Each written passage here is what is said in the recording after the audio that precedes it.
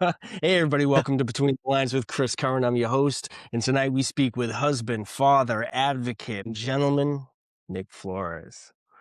How's it Hey, going? Chris, happy to be here. I'm doing good, doing good. It's not too hot, not too cold.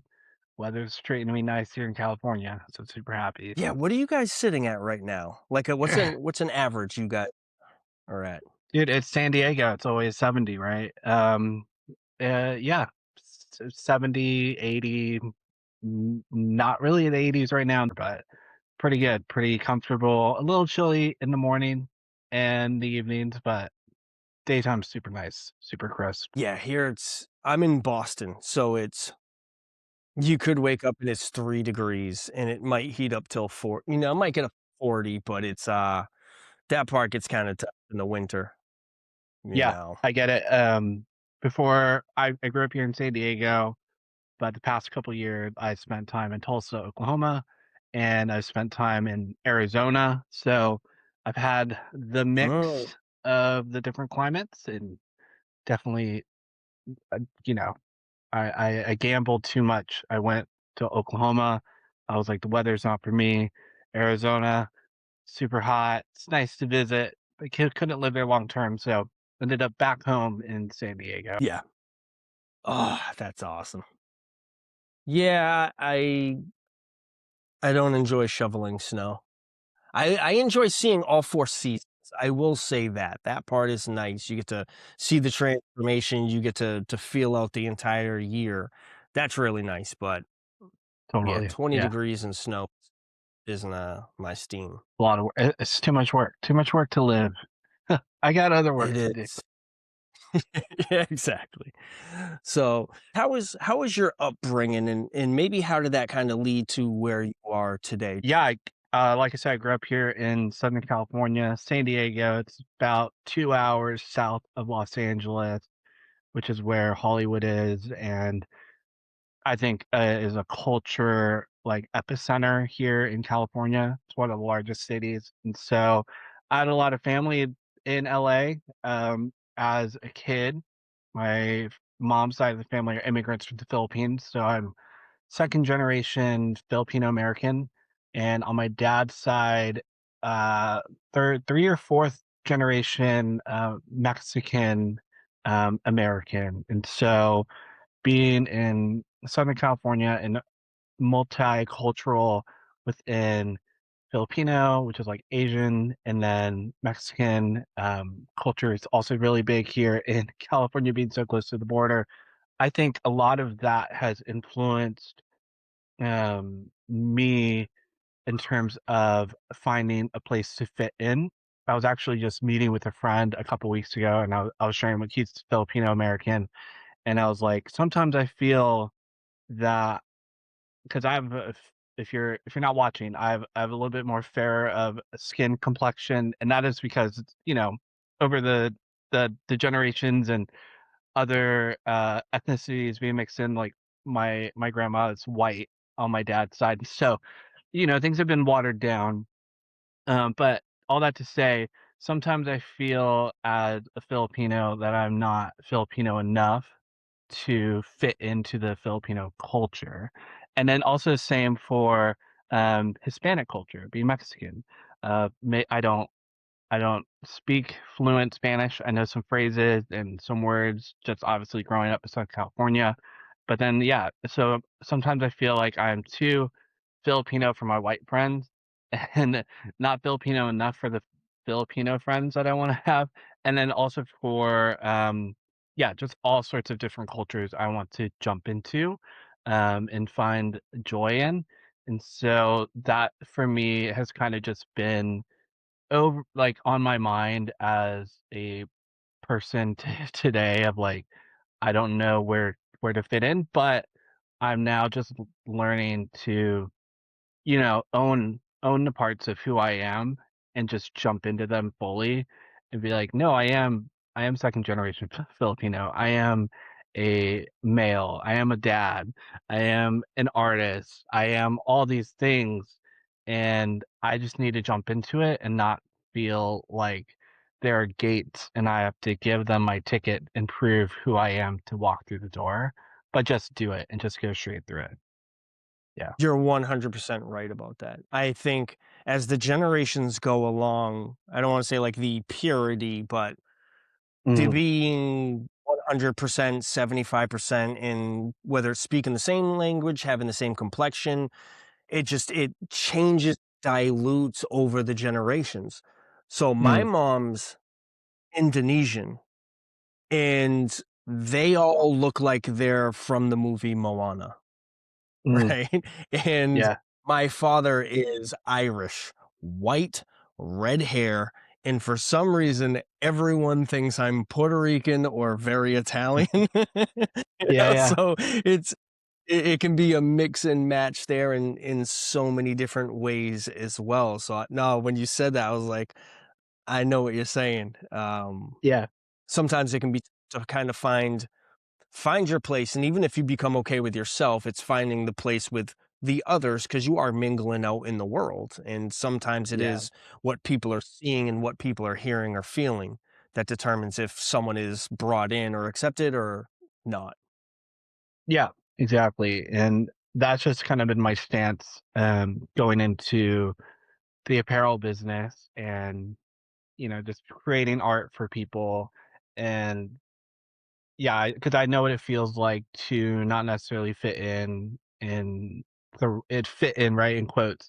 I know what it feels like to, I guess, not have confidence, to fit into a place, and so that for me is my philosophy going into everything I do of, hey, someone on the other side of me who I'm talking to, so you like you, Chris, we just met, it's like you have your own story, you have your own nuances, you have your own truths to you, Chris, and I have my own truths to me. And as long as our truths aren't battling, duking each other out, right? I guess as long as we're not hurting each other within our own truths, then I think it's valid to have them. I think once your truth turns into violence or anger in any kind of way, then it's like, whoa, whoa, whoa, we gotta like calm down, we gotta talk it out. We gotta figure out how to move on from here. And every situation will be different. And so aside from that, but also I'm pretty open about the trauma that lives within my past as well, being a sexual abuse survivor. I was sexually abused actually by a family member for many, many years as a kid, and so that just compounds with the identity crisis and feeling lost and feeling like I don't have any self-worth. I don't I don't have a voice. No one is gonna listen to me, and ultimately that just kind of sets you up for failure. And so it ultimately did lead to very bad decisions, on my part towards other people and hurting them and harming them in multiple different ways, like lying to people, manipulating people. I've stolen things from people. And so all those things, but really what happens at the end of the day when you find yourself at that road, hopefully you don't get to the point where you're hurting people like I did, but reevaluating and reflecting on your life is definitely, has been super powerful and impactful for me to recognize, hey, here are my insecurities about fitting in. Here's where they stem from. Here's when when I feel negative about a certain way, excuse me, I have to go back into my brain and say, no, like I'm not being hurt right now. I'm not being abused. I can now, as an adult, I am safe, I'm loved, I'm wanted, and I can act in that from that stance rather than the hurt and the pain and the trauma. And so I can move into, um, peace, with other people. Yeah. And you being brave and sharing that is unbelievable. It takes such a level of self-repair to be able to stand up and talk about that experience that's not this well, the experiences that aren't easy for you, and to put that out there because there are a lot of people who can relate that maybe haven't gotten to that point. Not that it's easy for you to talk about by Totally. any means, but there are still people out there that may have even difficulty saying those words out loud. And that kind of leads into, because you had talked about breaking cycles and past traumas. And your wife, Alicia, who I also follow, you guys are amazing. She had posted about healing from Mm, those broken cycles. So you've kind yeah. of talked about some of the cycles and the traumas that you had been through. What is the journey of healing? How did you get to the point to say, this is not my fault? This is how I'm going to work on a daily basis to heal. Oh man, I think for me it got to that point where I was so broken, and I was everything I was doing was acting out of that pain and that trauma, and so I was definitely hurting people. And I was on a cycle that wasn't healthy for me and for the people around me. And so I think that's when I got to the point, and I remember it was Alicia and I had just gotten married. We just moved into our first apartment, and all these things were happening and we didn't know why, but we still kind of persevered out of our commitment to each other to get married and still move forward with our lives. So in the midst of all that and trying to figure everything out, we were having some argument. No one ever remembers what the argument was about, but we were arguing, and I just remember I got so angry and I was like pissed off for some reason. Um, but then that anger just shifted. I don't know what happened. But I just broke down. I was just broke down crying, like uncontrollably for the first time, in front of my wife. And so all I don't know, just something broke inside me, and it was like this secret of trauma has like been eating alive at me for so long, and it just needed to find its way out. And I think in that moment I just felt one angry, but it was like the first time probably forever that I felt safe enough to relinquish that trauma, and that was with my wife. And so I think that would be different kind of for anybody, um, depending on whatever their trauma is in their circumstances. But I guess the first would be to break the cycle, you just need to feel safe, and you need to feel loved, and you need to feel wanted. And so that came and found me through my wife and through this argument and yada yada yada. And I broke down, and I told her the truth about what had happened as a kid, and we ultimately then um, kind of reeled back in terms of public life with people to be with ourselves and heal kind of on our own in our quiet. Because up until that point, I was super involved in church. I was super involved in groups, and I was just nonstop busy. And I think that noise was allowing me to move forward with this trauma inside me, masking and kind of pretending that life is okay. And so we ultimately just detoxed from people and cleared our calendars and went on from there. And over the years, we started diving into therapy and self-help groups and reading and podcasts and all that fun stuff. That there are tons of resources out online, and that ultimately just helped break the cycle, that negative cycle within me that I was acting out of to find peace and more confidence in who I am. Some people never find that. And with your wife, it's some people never feel safe enough to tell anyone. They let it in, and think about it till that point until you shared it with her. It's something that you're carrying around and judging yourself while also feeling like you're not fitting in, and maybe you can't trust the people that you should have been able to trust the most to help you Yeah, navigate some of these tougher parts in this thing called life that everyone's trying to figure out at every single age, never mind as a young child. Um, that's unbelievable. It's amazing that you found that person, that outlet that you could trust enough in maybe a world where you couldn't really trust anyone. yeah, exactly. Definitely.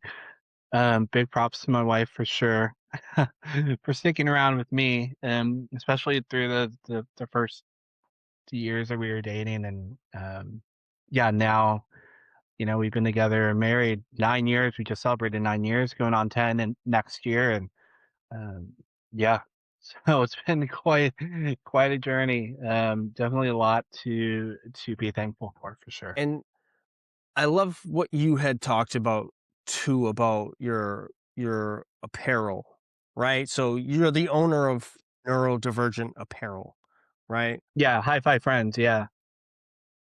How did you come up with that? Because I love the stuff that you put out, and it's amazing, and now it seems to reflect on the whole story as well. It's not just great great merchandise, right? It fits the story of what's going on.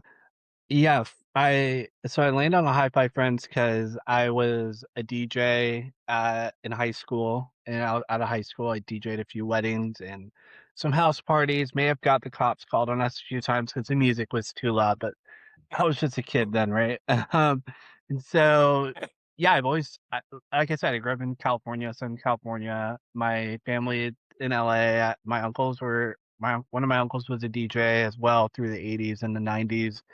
And so music has kind of always been, uh, like a big part of my life.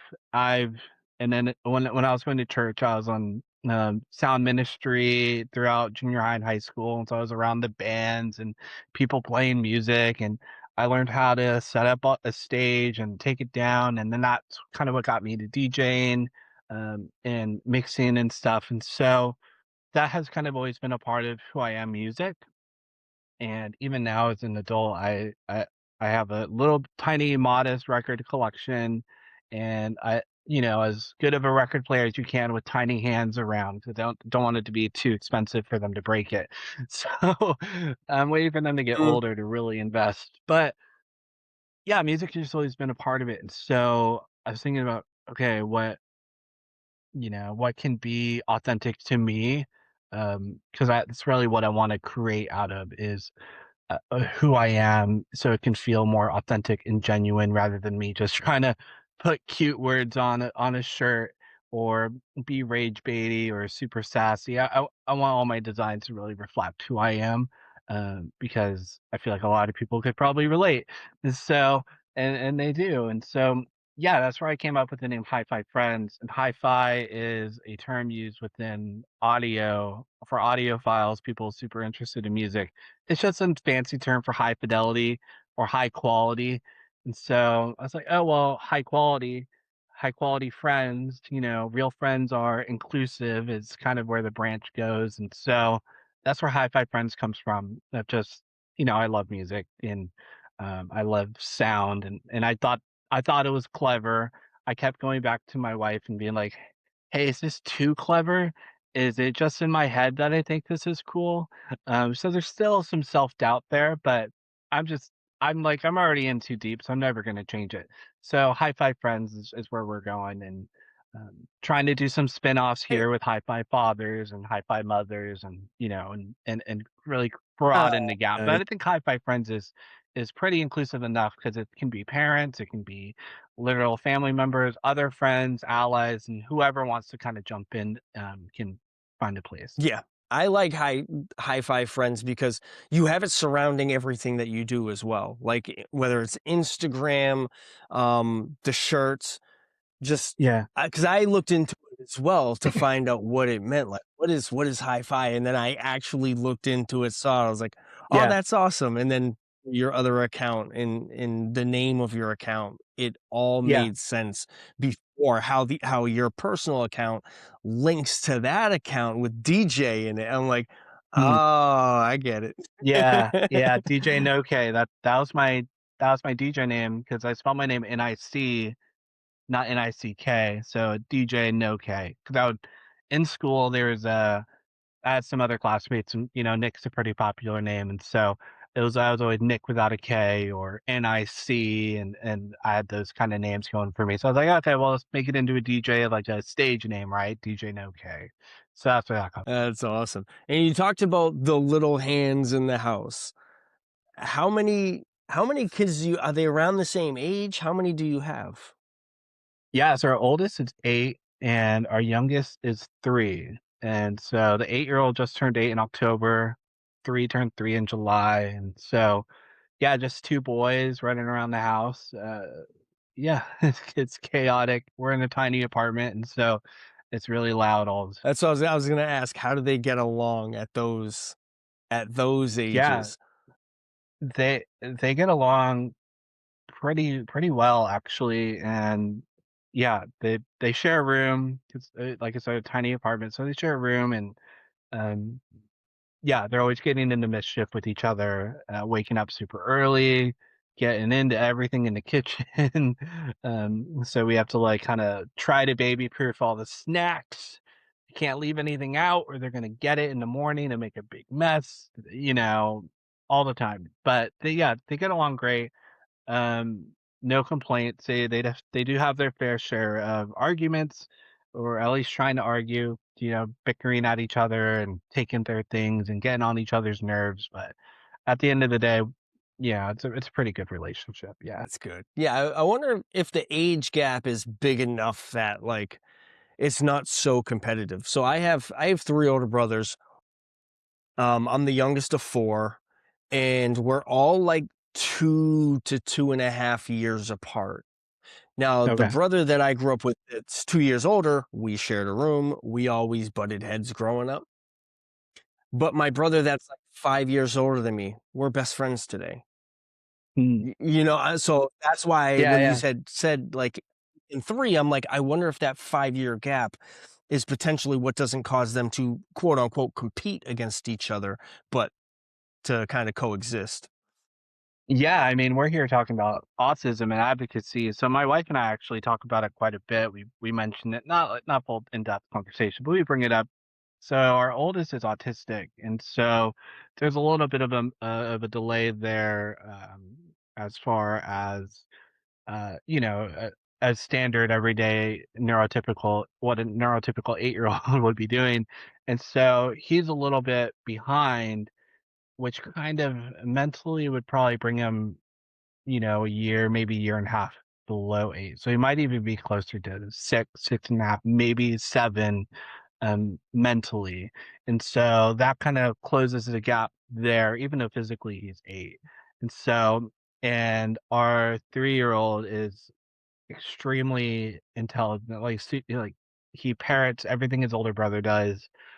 He's super into numbers and uh, letters and everything right now is all the rage. And so he's pretty advanced for his age. And so they kind of are meeting halfway right now, Yeah. which is really really interesting to watch for sure. 'Cause my brother is 4 years older than me, and so I look at their relationship and I'm like, okay, it's a little bit closer to that. It's more closer to like the 3.5, maybe 4 years than their actual 4 to 5 year gap.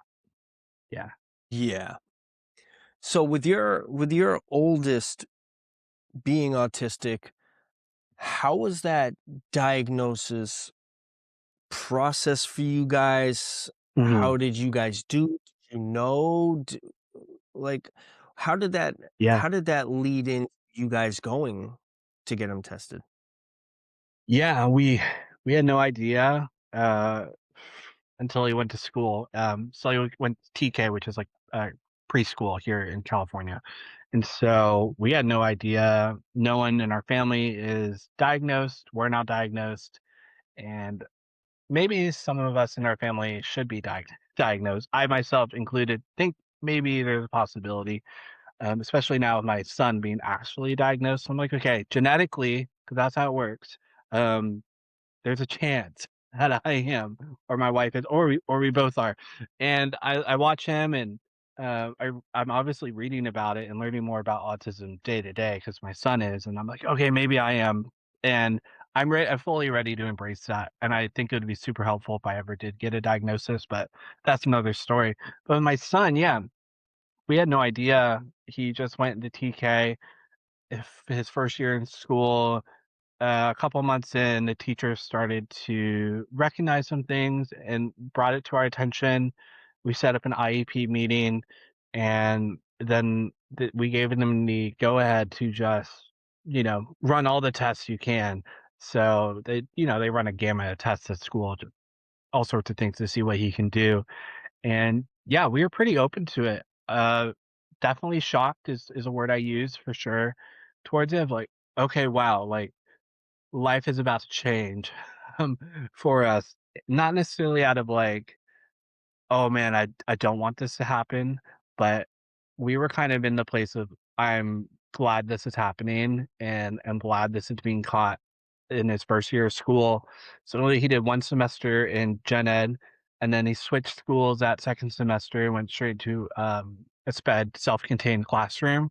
And so it went pretty quick here to just get the educational diagnosis, but you know, trying to get that medical diagnosis took a lot longer to get on a wait list. And then I like switched jobs and then I switched insurance, which then switched where we could get the diagnosis. And so that was a tiny speed bump. But from there, once we got that diagnosis, we were like, okay, um, all right, let's do this. Like full, like this can be our life for from here on out. Is he's going to be autistic, and we're just going to need to help him roll with any punches that are coming his way. It's No, it's amazing how receptive you guys are to that. We were very similar too, where we had seen some of the signs because Kayla has a couple friends that had kids around the same age. So you see the games, right? Of like the Yeah, compare and the contrast between like, is your kid walking at 11 months? Mine's talking. yeah, Is yeah, your it so you get through that? But luckily we're very level-headed on our time frame is yeah. ours, which means his time frame is his. It's not on our Mm, expectations. It's when he's ready to do certain things. And we had seen some of the signs as far as like not really being able to wave or point, tougher time making eye contact, stimmed a lot, walked on his tiptoes. Yeah, you mm, had a bunch of the smaller signs that we could see, but to your point, yeah. the wait lists are crazy. Oh You no. can be on a wait list, like, we're receiving 18-month wait lists, um, at that time, but my wife's a true soldier, so she called all these places. Someone eventually canceled, we got on, it was amazing, but Nice. just like you guys, for us, it was a little bit of a relief because we had seen we had kinda seen the road ahead. It reassured what we had thought we had seen, so we weren't going crazy, but now we could get him the services that he would need. Now we could learn more about who he is, his diagnosis, and what we need to do and how we need to become his parents. Yeah, Um, and it being genetic, you start playing the game of like, all right, yeah, who else got stuff? Who got you go to a yeah, family, yeah, you got some stuff. yeah, yeah. And you're like, So it's generation. You're like, it's generational. The older generation just they didn't know much about autism, 20, 30 years ago. And so you're like, okay, that's probably why they didn't get diagnosed. And yeah, I I think also in the laugh about beginning, it. yeah, in the beginning of like all of it, we're like, because when we first went to school, we're like, okay, it's a little socially awkward. Um, we saw some things, but then we're like, oh, he just spent the last 2 years in lockdown because of COVID, right? But, like, he didn't see anybody. Exactly. So so we're just kinda throwing anything at the wall to see what would stick. Not necessarily of like, "Oh, I hope it's not autism," but just like, "Here's all the other possibilities that it could be, and we just need to have those doors open too," um, and just go from there. Like, he could just be a COVID baby, socially awkward. And so, That yeah, that's the just thing too, when you lock everyone inside, you have to weigh the pros and cons and of everything, because then there's also are just some of them delays that exist as well, and there's so many factors that really go into it, and I love that yeah, yeah. old discussion on autism back in the day versus today. I'm like, "Yeah, you also thought it was healthy to smoke in an airplane. Let's calm down over Yeah, yeah. here." Yeah, I exactly, like where I there's so much yeah, the information gap is so much smaller, like, we just know so much more, we know how to diagnose it more, and so that's why there's more cases, right? And there's less poison there's less lead in our paint, right? And so, you tell me what the correlation is. Yeah. It's they're fun debates depending on how you want to approach them. I Yeah, try not to take them personal when anyone comes with any type of thing, because I talk to people that are like, I think it's vaccines, I think it's Tylenol, I think it's genetics, I think it's yeah, environmental, I think it's I'm like, listen, my approach is whatever you think. I respect your opinion if you've done your research 100%, right? My question then becomes is now, how good of a parent do we plan on being? You can find out whatever way you thought that this has happened, why it happened, whatever your reason is. Are you learning about autism? Are you helping your child? Because at the end of the day, we're all here, right? Our children are all here. And the hopes is that we develop as parents to not only become the best parents in this world for our children, but to also open up the doors for people to talk and find out about it. Because, like you had mentioned, your son is the first in the family, right? Diagnosed.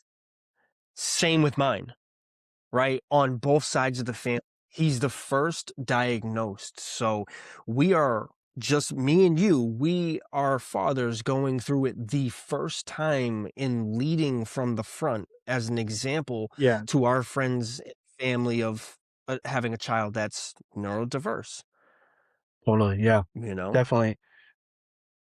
Yeah, Yeah. It's an amazing thing to look at, and it definitely changes you as a person, and you find yourself reading as many books as you can get, as many articles, and you start reaching out to people in the community, totally. Yeah, and there's you a know? lot of That people in the community for sure.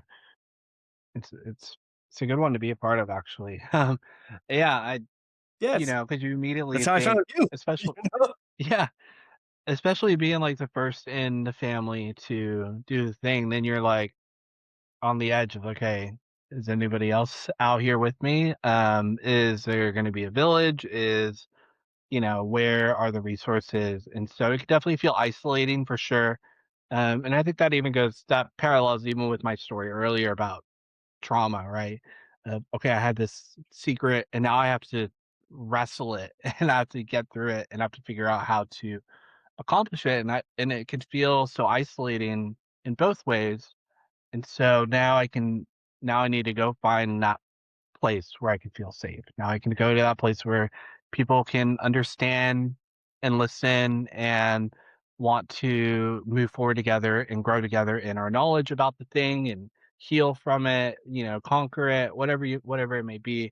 So definitely even with the autism diagnosis of okay, now you can't just sit there in the room by yourself and be like, okay, he or she has autism, I guess I'm in my life and try to fix it.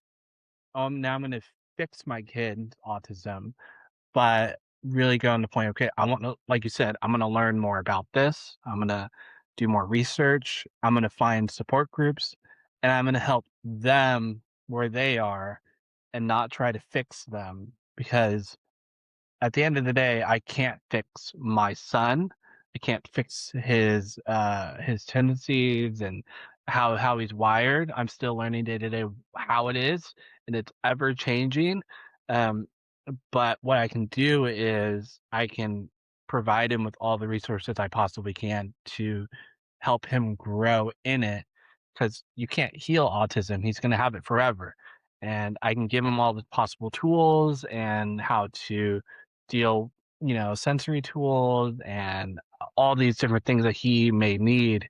And so that's when the school came to us and was like, "Okay, we're gonna give him all the tests." It's like, "Okay, let's do it. Like, let's test him on everything. Let's run it. Let's do whatever we can." Oh, he needs to be in a self-contained classroom. Yeah, to me as a dad, that feels a little.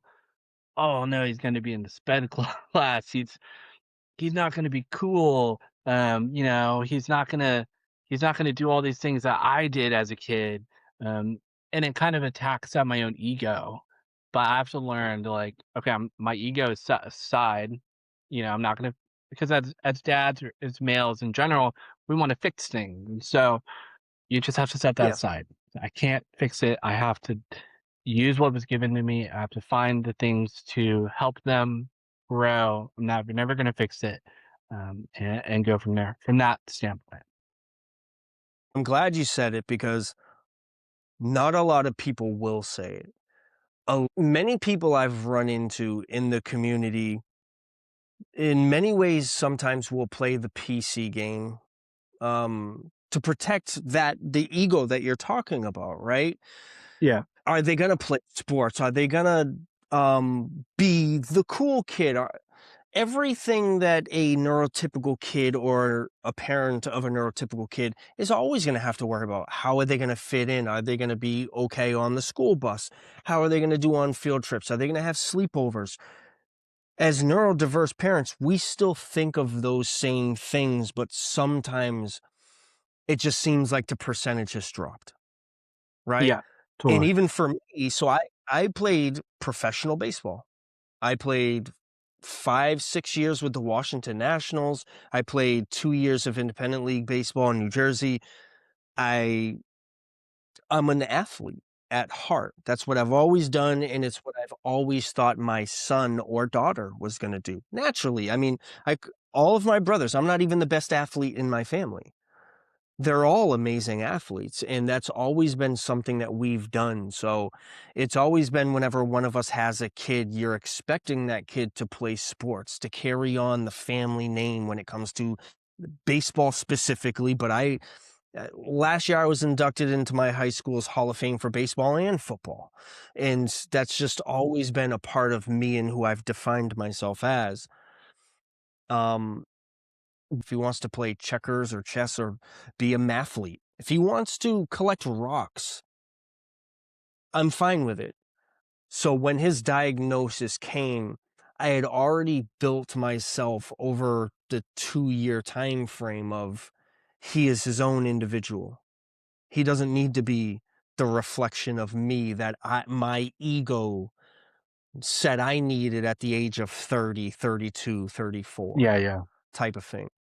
I think it Mm. was very therapeutic for me to have to walk through that process, and I think it kinda was a plan to say, "You need to get over yourself because there are other things coming down the road."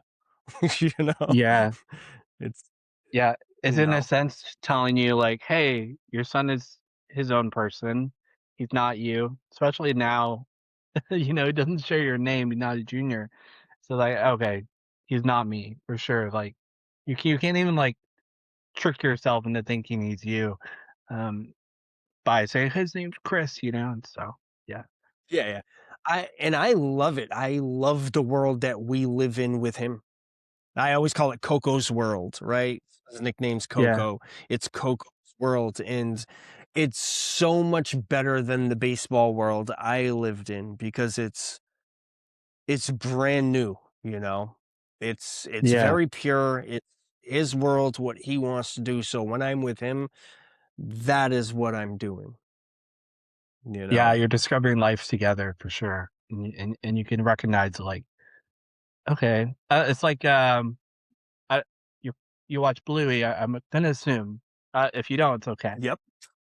But there's an episode of Bluey where he Bandit, the dad, has to pretend he was born yesterday, and he goes outside, and he's recognizing the bugs, he's recognizing the sun, and, all the small things in life that he encounters every day, and just coming at it with a new perspective, and so that's very similar to my journey as well. It's like, okay, I'm I'm now interested in whatever show he's watching now, and it might not be the shows I watched or the movies I'm interested in, but I'm learning all these new things. I'm discovering these things. We're going to more playgrounds and more parks and discovering more things to do outside and starting to recognize, okay, these are all the things that I would have missed out on if it was just still, repeating my childhood over again, through him and through my kids. And so really letting them kind of take the lead. Obviously, I still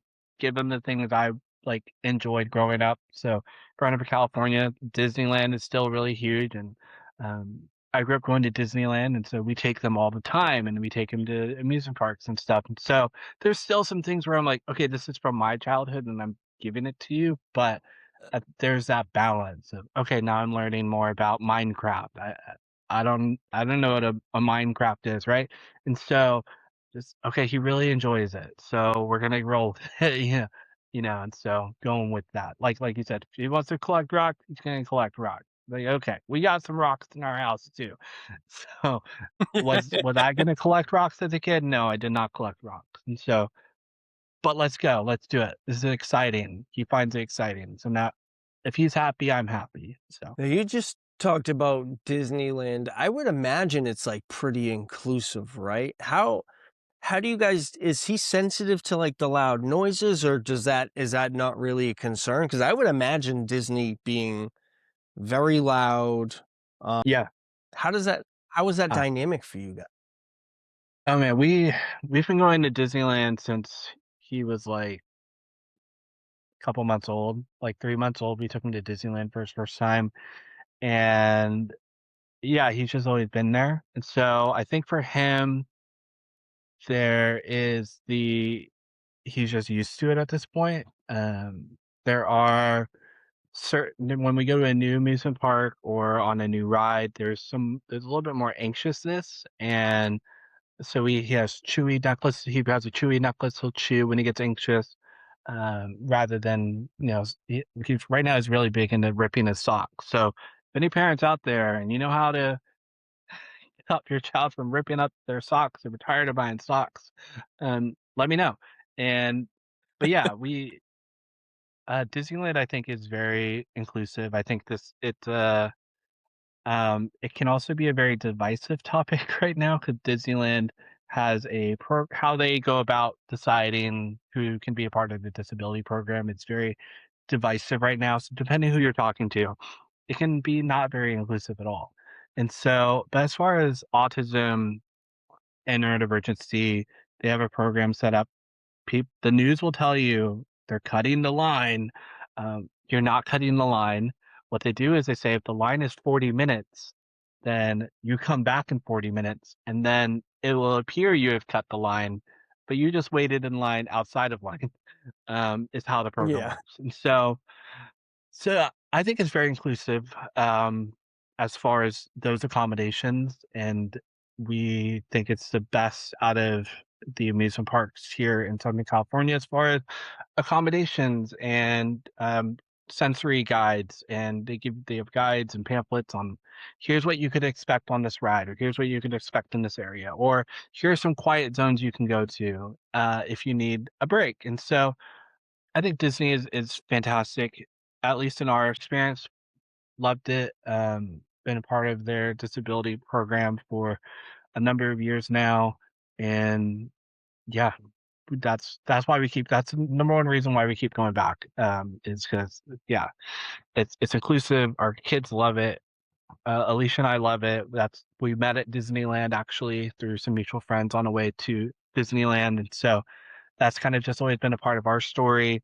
I grew up here in Southern California. Disneyland's always been a part of my story. And so it's a very special place to us and to our family. And so yeah, we love it.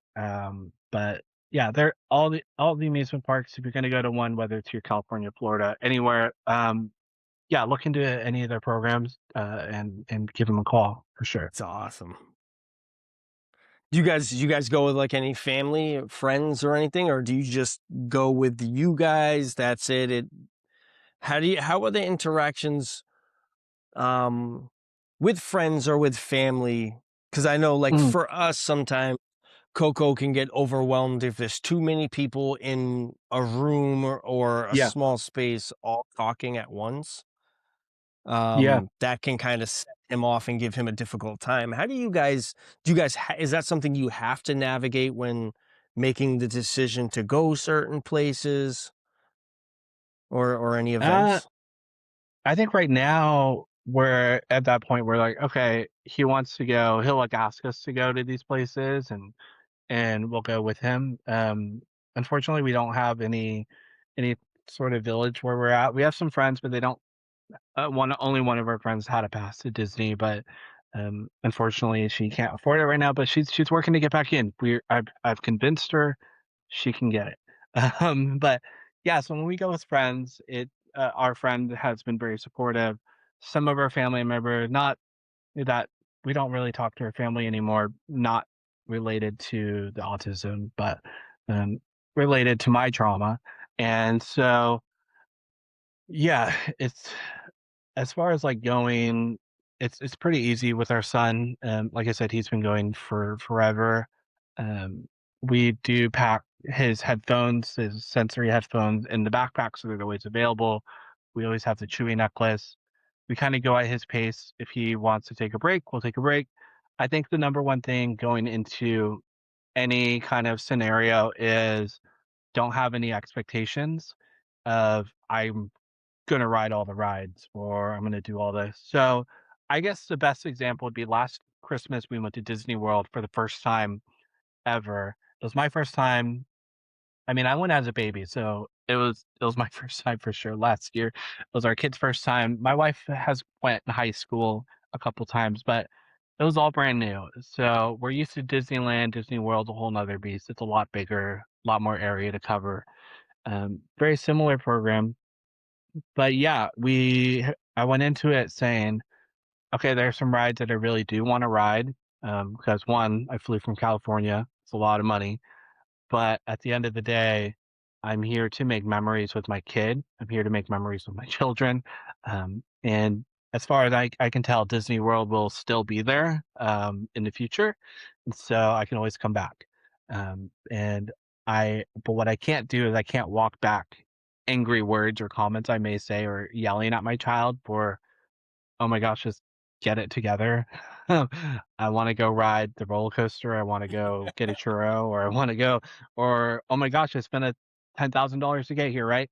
Um, and so, yeah, there's you just have to get in that mindset of, okay, there are certain things I can do again, but there are things I can't walk back, and so, as a dad, I can't he's gonna remember those time because when you experience some sort of traumatic event, that carries with you, whether your brain is actually gonna remember the actual memory, but your body will remember, and it will remember how it felt in those moments, and so when they experience that again later on in life, it could not be so good, and so I have to be cognizant of that, and again, it stems back to my trauma of, like, I know what it feels like to be yelled at by my dad, for going to Disneyland and not doing everything according to his plan.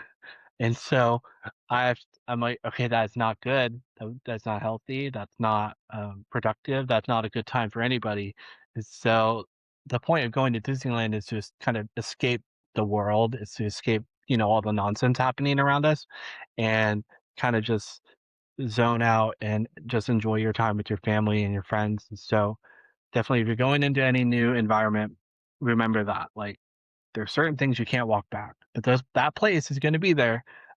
Or if it's not, there's going to be another place that will be be there, pretty similar. So yeah, It's it's so true, man. We went so Cole sometimes is like a hit or miss. Like one year we'll go to the zoo, it's amazing. The next year we go, doesn't work out. And it's kind of yeah, that way in some of the big areas we go. So yeah, the first time we went to the zoo, he absolutely loved it. Now we went to the zoo, I think it was the summer of this year, and I carried him around for 2.5 hours, I'd say. mm, He's a pretty big kid, he's 4 at the time, he's 50 pounds, and I'm walking around carrying him the whole time in 90-degree weather, and I yeah, have to remember, like you, like, "Oh, we're at the zoo, you're supposed to be having fun, I'm supposed to have a hot dog," or something like that. yeah, It's remembering that, like, he's gonna remember if I get upset, and we do a pretty good job at not raising our voices or ever really being upset with him, even if the situation seems to be a little bit tough, mm, right? yeah, Because it's just the zoo. it's just a burger that you didn't get to eat. Yeah, It doesn't matter, but from traumas, like, that is the stuff that can stick with you. So, totally. it is very important to flush it in that moment and say, "This isn't this isn't really gonna matter, some of this small stuff." Yeah, for sure. So It's just setting those expectations for sure is number one. Is like, okay, like I'm the adult. I'm going into the situation, right? Um, and like if you don't think your kid is gonna fare well at the place, then don't go to the place. Like that's okay. I think there's a FOMO. It goes back to that ego, right? Of like, oh my gosh, my kid's not gonna play sports or my kid's not gonna do that. So like it's okay if your kid doesn't go to Disneyland. Every I would love for every child to go to Disneyland if I could, because I love it that much. But like at the end of the day, if my child's not gonna fare well, then it's okay if I don't go. Like there are other things we could do, that will for sure higher the chances of it being a good experience. And every situation's different. And so just continue to reevaluate your own circumstance, your own child's needs, and go with that expectation of, okay, I might not be able to do everything. I might not get everything done that I wanted to get done, but at least we tried. And now we know if we come back how to navigate it, or now we know maybe we shouldn't come back or we should wait. And just go from there. yeah, yeah. I get motivated because my wife, she has this autism moms group. In this past Okay. September in this past September, all the moms from New York and Virginia and Boston and all these different states, they all flew off to Texas. And there's like 5 or 6 of them, moms, autism aunts, and they all went on the weekend trip, right? Yeah. And they just relaxed, and whether it's having drinks, and they went to like yoga and do all these different activities as moms to kind of escape and to kind of vent and to share their experiences, their version of what the autism community is. It was something amazing that I was like, "Go, you need this. This is something that's big." So it sounds like you need to set up an autism dads thing, and we're going to Disney World. Alright, yeah. And yeah, uh, I was so tempted the other day to just like, oh my gosh, I wanna go to Universal Orlando because they have a new amusement park, right? And I was just so ready to go, but I was like, "No, now's not the time. It can Yeah, wait." yeah, yeah. It makes the child inside me is super sad that I can't go to this new amusement park because it looks amazing on TV, right? And I just I just gotta wait. I'm like, "Okay, it'll be there." Like, they just built the thing. Um, yeah, Yeah, my wife did a similar thing actually this summer too, uh, with some friends, also went to Texas. Maybe, Peace Love Autism, they went there or something like that. It absolutely. was, yeah, so my wife had a group of friends, they did a very similar thing, went to PLA and, met down there and had fun over the weekend, and so, yeah, I think yeah, that's part of my, like, thing with High Five Friends and trying to pivot and do it not pivot necessarily, but add an extension to High Five Friends is doing like a High Five Fathers thing, and, because I look at the landscape of neurodivergent online community and is very female heavy. It is very moms centric, which is great, for the moms. I definitely think it's needed, but then also at the same time, it's the dads are, like, left in the dust, man. Where's our trip to Texas?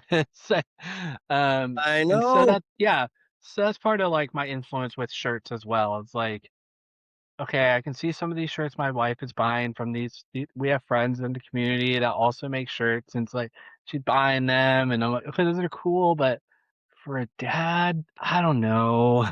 It doesn't match my what I like, and so, yeah, so that's also part of it, like, I'm gonna design things that I like, um, and hopefully it will grow and then more dads might like it, and we'll just see what sticks. And so definitely a lot of experimenting and reiterating designs and trying to be more thinking about the other dads of like, hey, we need some stuff. And so I connected with a dad up in Portland. His name's Corey.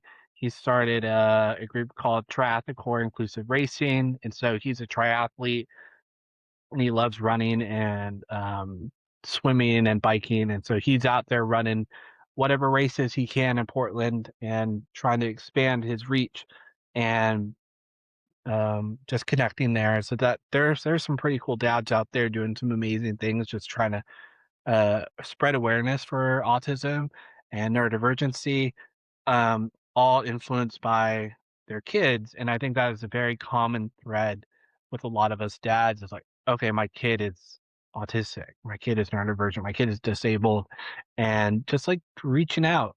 There are a few of us actually doing it, but I think there are so many more that want to do it. They just don't know how.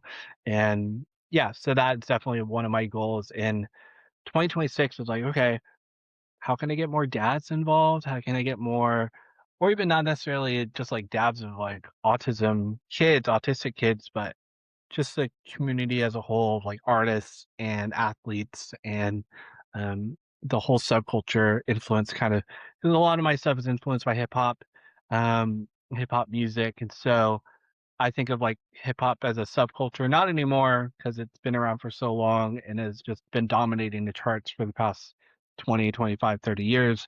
And so, but it's still in my mind a subculture. It's not, there's still the hoity toity that won't listen to rap music because they're like, ah, turn it down.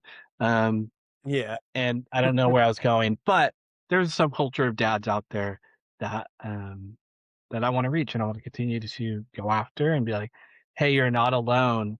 Um, and yeah, just find that community and just really build that there and say, hey, you're not alone. I understand what it's like to have your ego like kicked in the door and your expectations out the window. But there's hope. There's light at the end of the tunnel. Hello, we're here.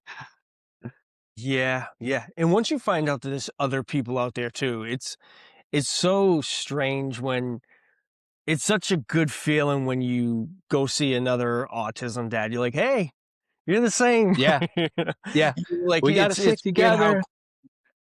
yeah, it's unbelievable how quick that bond becomes because, like, without saying any words, there's kind of that brotherhood, there's kind of that shared experience in many ways.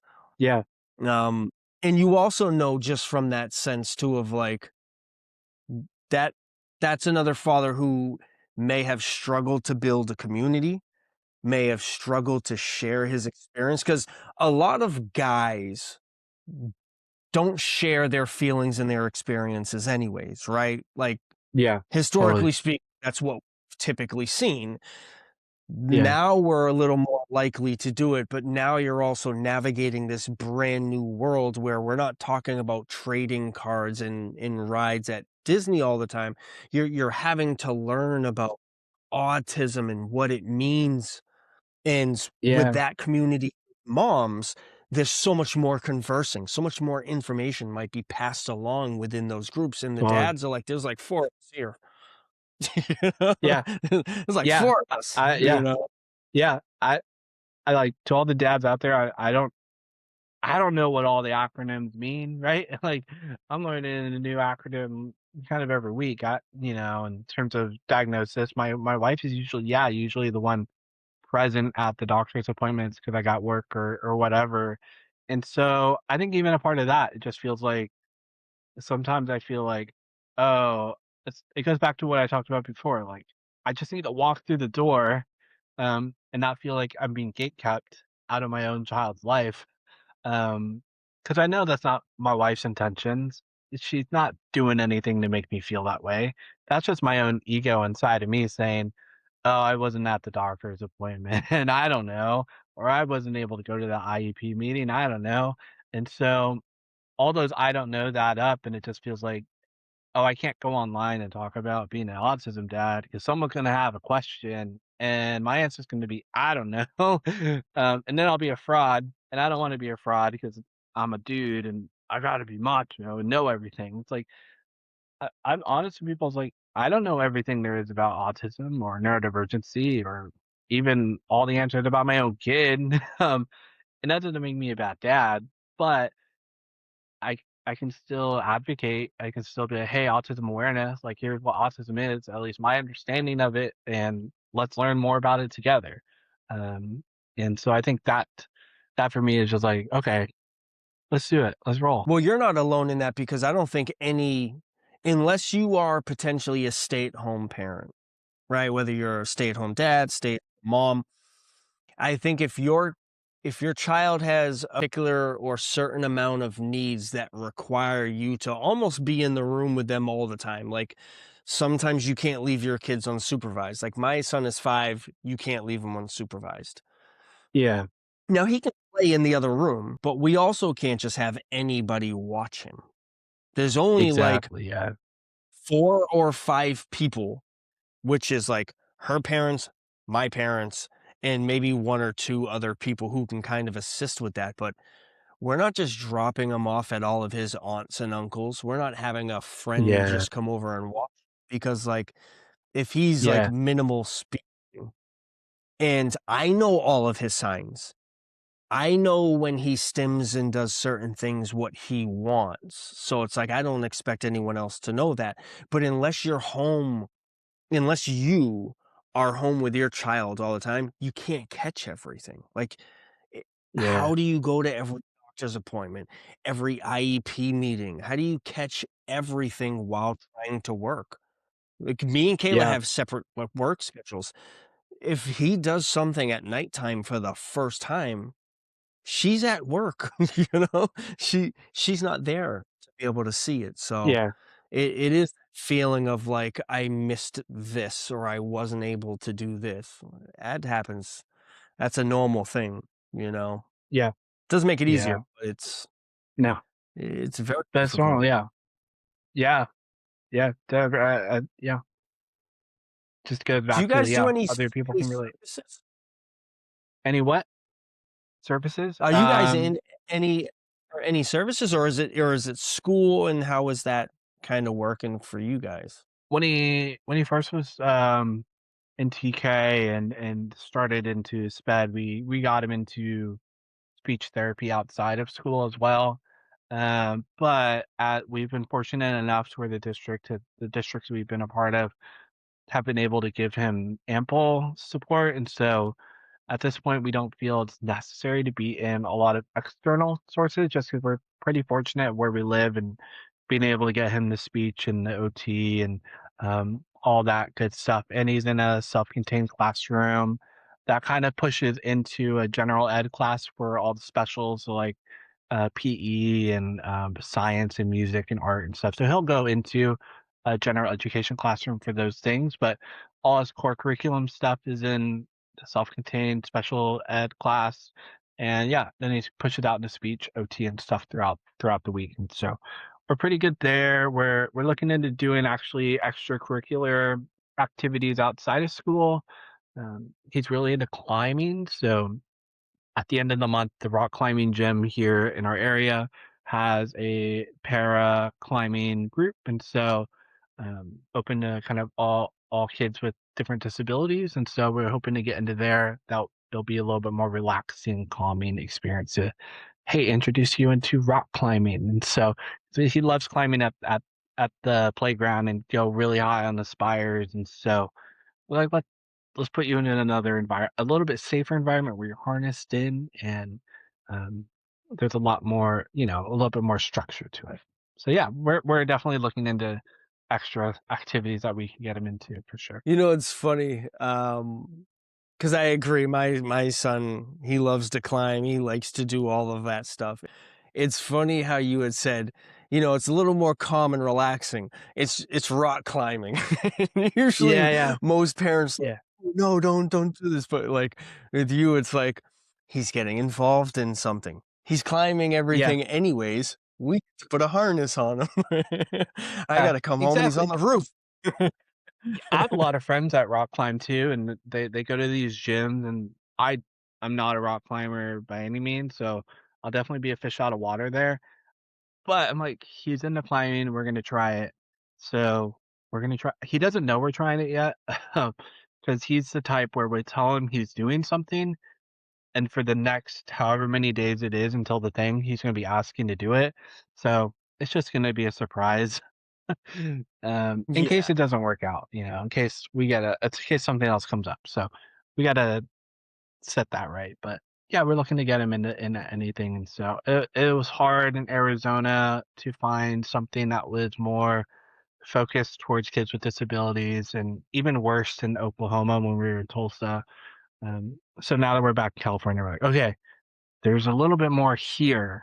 There's more people here. So there's more opportunity for it. Yeah, Massachusetts, I would feel is equivalent to California. There are just some cities and states that are um, better accommodating, more inclusive, a little bit further ahead in the services that are provided. Massachusetts is unbelievable when it comes to services because just like you guys, that's always one of the reasons why I ask if you guys had either done any services and got him involved early on, or is he currently in any services?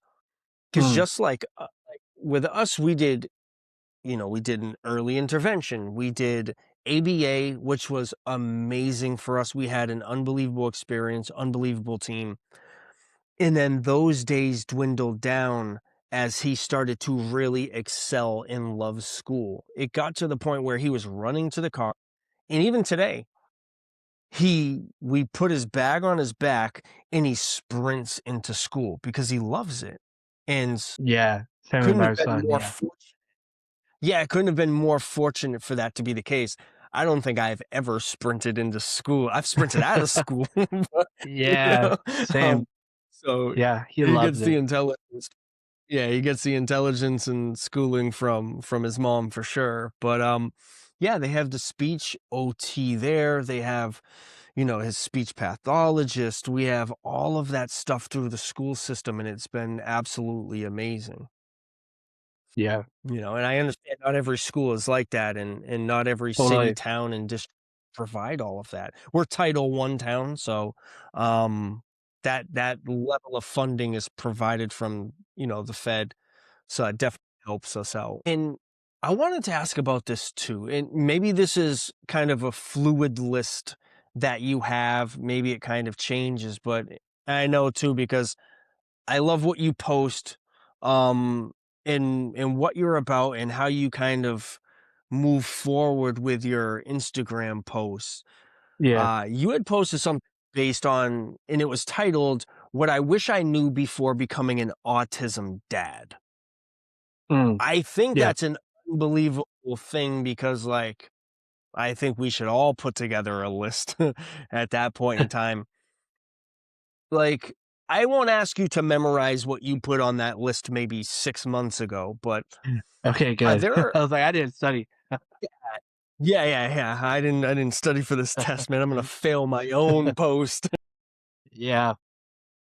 What's like what's like 1 or 2 things that maybe you wish you knew, or maybe this would be cool, for a dad that maybe just received a diagnosis yesterday. What's one piece of advice that maybe you would offer to him or to a mom?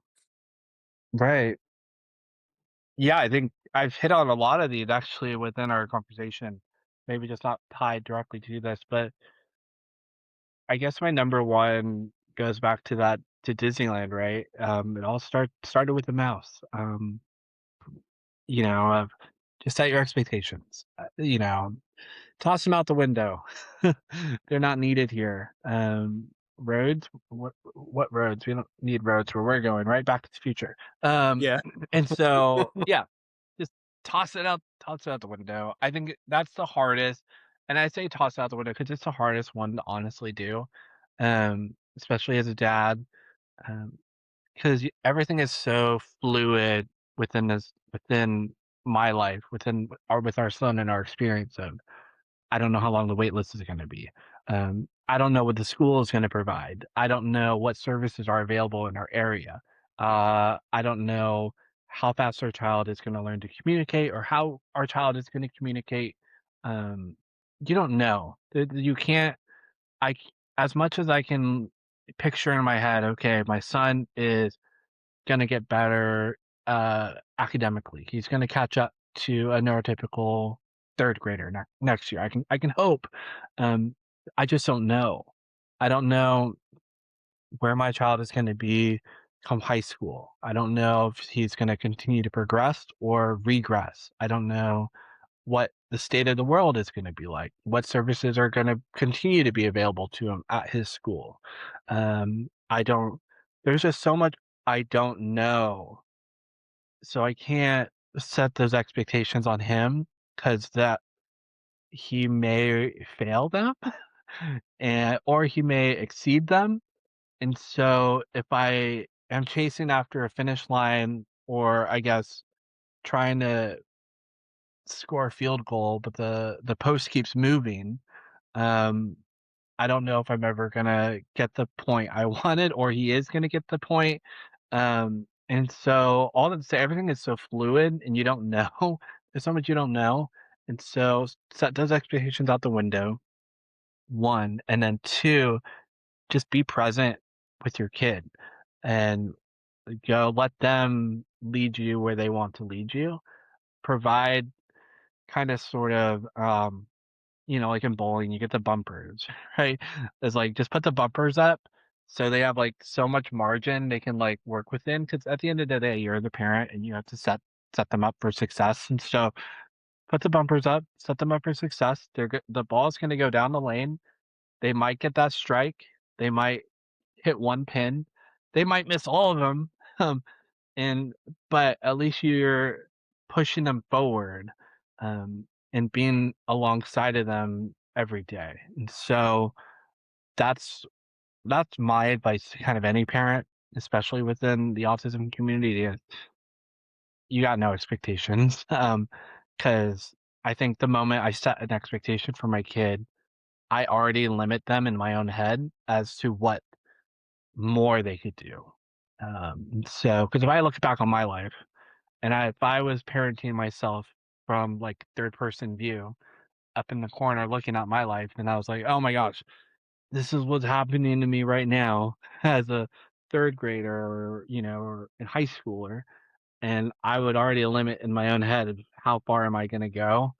So I don't want to do that with my own kid. I want them to show me how far they're going to go. So that's my advice. Yes. Yeah, that is perfect. Because once you put an expectation on someone, you've already pretty much created a result in your head of what you want it Yeah. to be. Like you start to create, this is what should happen, this is how it should happen, and this is the end result. And you're creating that all in your head without your kid really being involved in it. Um, Yeah. yeah, and it Exactly. can be a reflection of your own personality and your own expectations, but your kid is their own person, you know? 100%. Yeah. And it's the hardest. Like I said, it's the hardest thing to do. It really is because it's a balance because you wanna say, "I need to have some kind of expectation so I also know how to navigate their childhood. How do I raise them? Who do I want them to be?" All of that, right? And I think there's a difference between my expectations versus what I think might be best for my son, right? You're Totally. eliminating some of those pressured situations, but I'm also trying to raise a good human being who's going to make the right decisions, treat people the right way, be honest.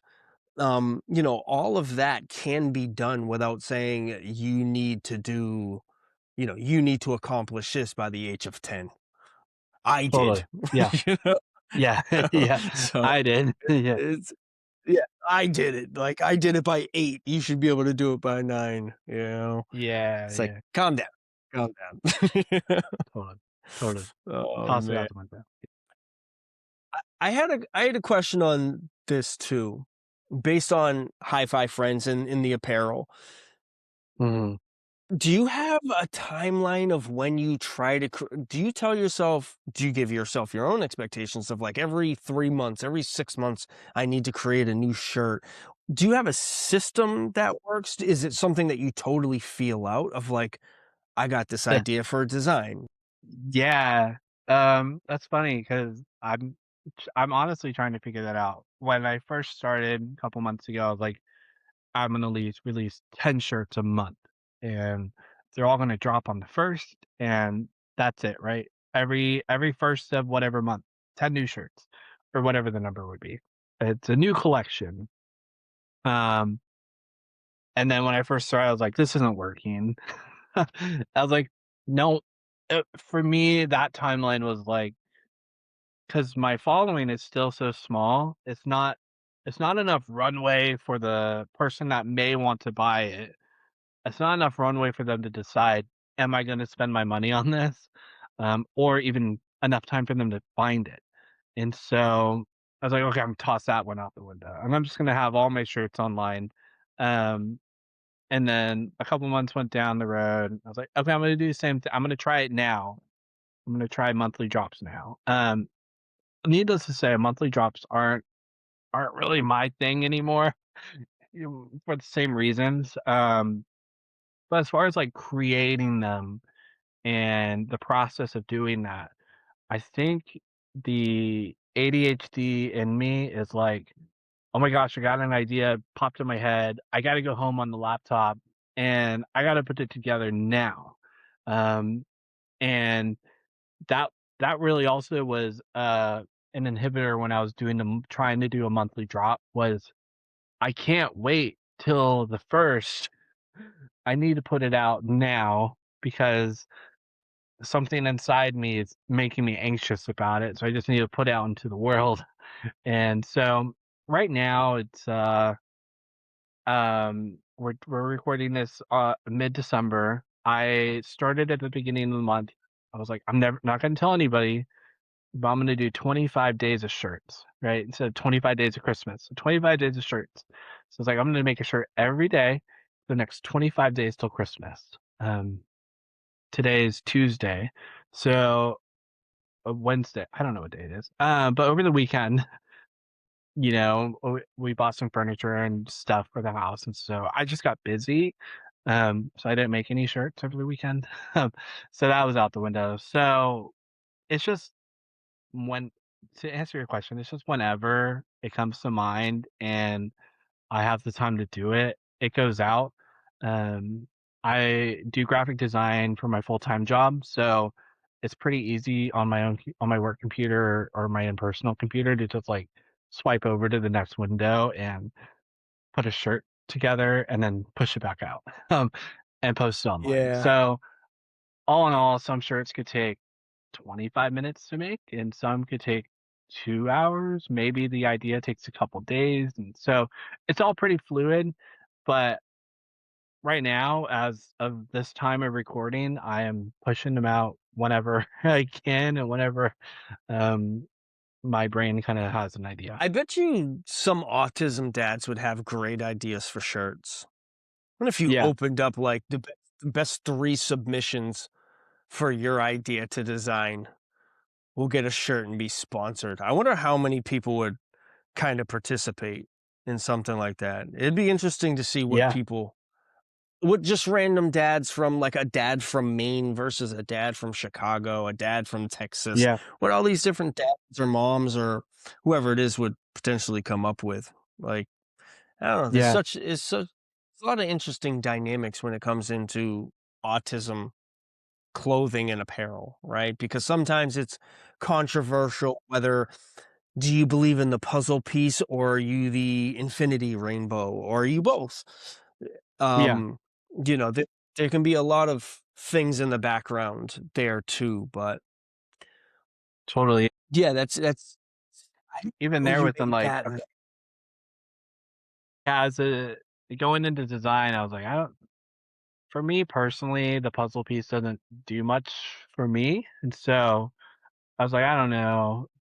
So that's definitely one. But I do incorporate the infinity sign symbol a lot in a lot of my designs, and And so I just think it's more for me, the infinity sign is more, open to not even just autism or neurodiversity, and so putting a rainbow in an infinity symbol, I'm just like, this really opens it up as far as inclusion, which is kind of where I want to be. A lot of shirts are neurodiverse and autism kind of centered. However, I personally don't want to feel put in the corner. Okay, now High Five Friends is just an autism shirt, dude. And so trying to open that up and be a little bit more broad. And so real friends are inclusive is a phrase I use a lot, or inclusion on repeat. And a little bit more broad of like, okay, this could kind of relate to a number of topics and someone could relate to that. So yeah, but definitely rooted and inspired in autism because that's my son and that's my day-to-day life. So, but inclusion 100%. That's awesome too, because it allows for people to kind of take part in what's going on without having the puzzle piece or certain other things there that kind of signify that they are someone that is neurodiverse, but they might love someone that is neurodiverse. It's like perfect for an Yeah. aunt or uncle or a best friend to have that's like, I'm very inclusive and respect it. But you also make stuff that's like, I like it because it's like not, like, generated for the hip hop community, but it definitely has, like, that vibe to it too, so, like, you're not Yeah, the just putting streetwear out vibe, yeah. cheesy, like and I'm not even trying to knock the cheesy autism shirts out there at all, but, like, it's very evolved, let me say Mm, that, you know? thank So you, yeah. Um, I reached out so there's this guy here in San Diego, his name's Moss, and he, makes hats, and he does this thing, so I'm wearing this hat, you kinda tell there it's a little frayed. And so that's what he called distressed. And so what he does is he embroiders the hat, the logo, and then he'll go in with a needle and kind of cut at it, and it makes this distressed look. And so he's done stuff here in San Diego with the Padres, and um, I'm a horrible soccer fan, but we have a soccer team here in San Diego. I think they're doing pretty good based on the amount of posts I see online. Um, but he has hats in their stadium. Um, and I was found him online just because San Diego, and I was like, "Hey, man, we gotta do a hat." I wanted to do some San Diego stuff, and so this is a prototype of the hat. So it's a San Diego logo from, like, the Padres, but it's that infinity symbol. This is a prototype, but it's kinda got the different colors, to represent the spectrum. Um, but yeah, we're working on a hat, and so he and I were talking, and he was like, "Oh my gosh, like, my mom babysat a kid in our community that had autism, and he grew up with me, and so he got to learn about autism through a friend that his mom kind of watched, and so it was like, "Oh my gosh," like, that was it. It's like there are and then I'm running into more people online, and they're like, "Oh my gosh, I know somebody with autism," or, um, a family member, and so, there are a lot of these connections and people can relate to it, but they don't necessarily wanna wear the shirt that says, like, um, straight up, like, autism, right? Or whatever cheesy yeah, phrase you can come up with, but they wanna wear something that is, like, they know what it means, they know what it represents, even though the other person, like, looking at them might not, and so, a lot of the shirts is also trying to just hit that note of, like, "Oh, it's cool once you know what it means, but it's also cool if you don't know what it means." Um, and then there was a hip hop artist I just did a collab with. His name Pigeon John. You might have heard some of his songs in commercials, or just on TV in general. And so he was a hip hop artist that I grew up listening to as a kid, and I put the page up, and then he started following me, and I recognized the name immediately, Pigeon John. And I was like, "Oh my gosh, Pigeon John's following me." And so I reached out to him and he was like, "My daughter's autistic." And so that's how he found the page is, like his daughter's autistic. So he started following, and then, push come to shove as a fan of his, we did a collab, because of that. And then, another hip hop artist named Mr. J Medeiros. He's part of a couple bands out in Paris. He's a rapper, also grew up listening to. And I'm actually wearing a shirt now that says I have a friend with autism. So he has a song called The Life of Brian, which is about his friend with autism, and that's a hook. I have a friend with autism. And so we did the collab on the shirt. And so just trying to like, there are so many people that just know somebody with autism or have their own autism story. It's just super cool to connect. And so trying to hit that beat as well. Like these shirts aren't just for the parents, or the grandparents. And they're just streetwear that, has a meaning behind it. And the meaning is inclusion, whether it's autism or the other. So yeah, just really trying to hit those beats, and that's where the influences come from. It's super fun to meet more people and hear their stories with neurodivergency and activism and advocacy and stuff. It's really cool. Yeah. No, it's amazing the amount of people that you can meet and their backgrounds, and you find out that Yeah, you all share this common bond, regardless of, where you're from, what you believe in, just all of that, that it's all here essentially. And we're all yeah, going through that experience. Some at different levels, some at, whether you have one kid or two or three kids. Uh, and then you deal with a lot of aunts and uncles and best friends and people that have it involved in their life. And you start to realize that the world is smaller than you think, especially once you start to build your community and get yourself out there too. totally. Yeah. Yeah. Here you are in Boston. I'm in San Diego, right? So yeah, bringing those Yeah. worlds together, it's pretty cool. Pretty amazing what we can do these days. Yeah, it's unbelievable, man. I think community is very big. It's very big to be able to have people that you can just talk to and kind of lean on and share your experiences, man, to be like, "Hey, it was a tough day today." Yeah, exactly. But speaking of that, I know that you have people that you can lean on. Let me ask you this. If you could leave your kids a message, what would it be? To leave them a message. Um,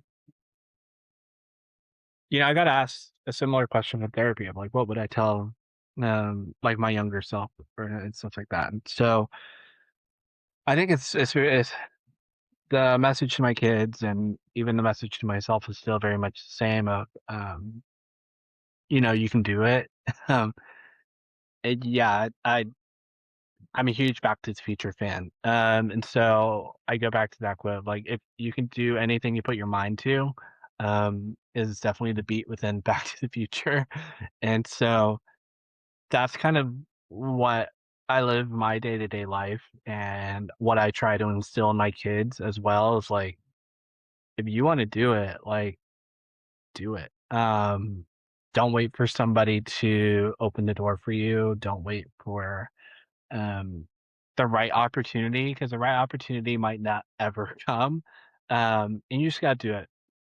And so that's a thing I walk with every day and try to tell myself is like, okay, I got to do it. And so I also want to instill that in my kids of like, you can do anything you put your mind to. And yeah, I'm gonna be proud of you no matter what. Like, you succeed, you fail, like, you tried. Like, that's an A in my book.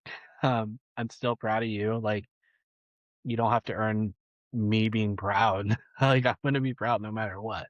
And so, yeah, definitely that. And then, paired with I love you and all that stuff, but yeah, I think Yeah. that's my answer. Well, it's big when it goes hand in hand with do what you want, don't wait for others, and it eliminates the expectations that you put on them of what most dads or what some dads feel their kids need to do.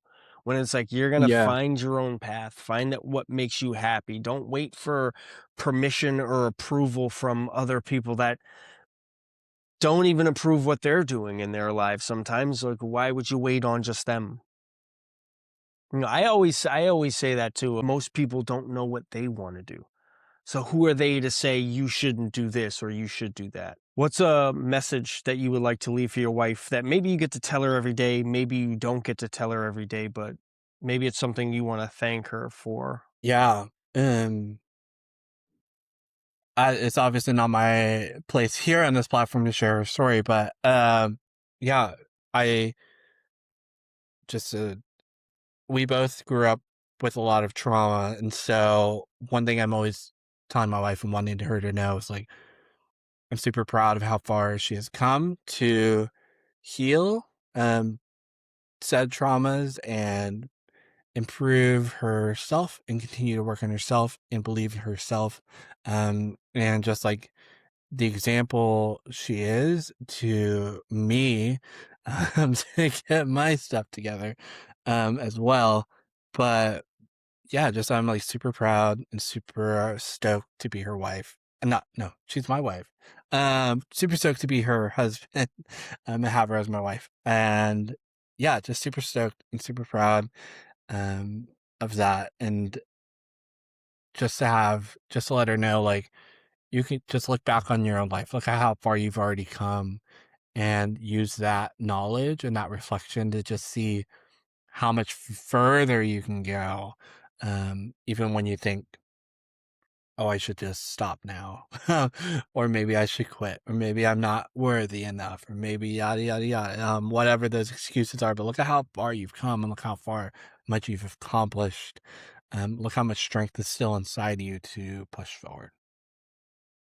Absolutely, man. And not only is it the strength for her to move forward, but also the level of support that she offers you that maybe sometimes she wouldn't give herself credit for. And for you Yeah. to go through your life, your story, look at the progress that you've made, the father that you've become, and also the level of support that you add for her. Yeah, Those are big. And totally. the last thing is where can people find you? Is like where can they find your clothing brand? Where can they follow your story? Yeah, Instagram at hi-fi dot friends. And then my own personal, which I'm trying to ramp up, again, is at DJ Nokay. All one word, so DJ Nokay. And our website is hi-fi friends.shop. Is where you can buy any shirts as well. If you're interested, I'm not here to sell shirts, but if you're interested in buying a shirt, super super stoked. Yeah, love it. Nick, I want to thank you for being on tonight, man. I appreciate you sharing your story. We had gone back and forth on Instagram. I'm following what Hmm. you're doing. I love your story. I love your advocacy, and I love your self-advocacy, right? And what Thank you're you. doing for yourself throughout this journey. It's very important. It sets such a great example for your son, for your children, for your wife, and for the community. Thank you very much. I appreciate you, man.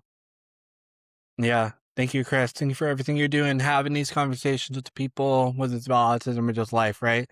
Um, Super awesome to have somebody in the community as well that just wants to see inclusion, hear people's stories, and learn from them as well. And definitely try to be a light in this world that might seem a little dim at times, but there's definitely some glimmers out there, some silver linings on those clouds. So, and you're definitely one of them.